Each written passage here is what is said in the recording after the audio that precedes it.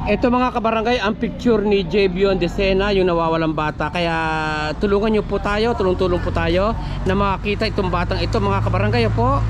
Ito, basta nyo mabuti, ito po si Javion Decena. Ipagbigay alam po sa sangguniang barangay. At maraming salamat po sa inyong impormasyon kung sakali. Okay, thank you.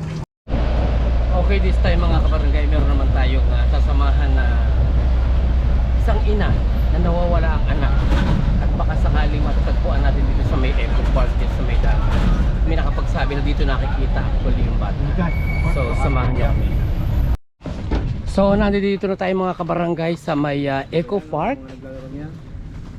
Yan kung saan nakita ng ating isa sa mga Captain Action Team yung bata na hinahanap. So kasama yung magulang, pati yung lola. At kaya nga bata. Parang pati. Nakita namin yan dito. baka yung mga nagsasaranggola dyan baka kasama. Yung may kasamang mga Kung maglakad doon, pauga-ugahin maglakad eh.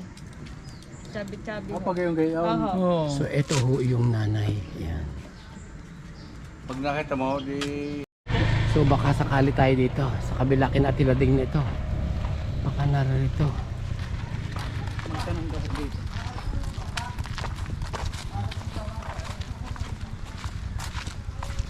Tanong natin baka yung mga nagkakasama ng mga nagsasaranggola dyan.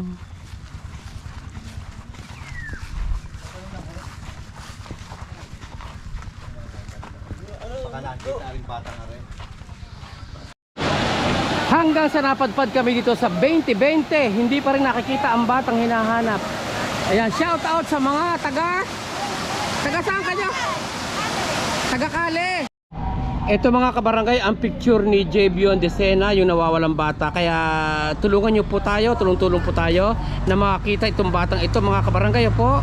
Ito, basta nyo mabuti, ito po si Javion Decena. Ipagbigay alam po sa sangguniang barangay. At maraming salamat po sa inyong impormasyon kung sakali. Okay, thank you.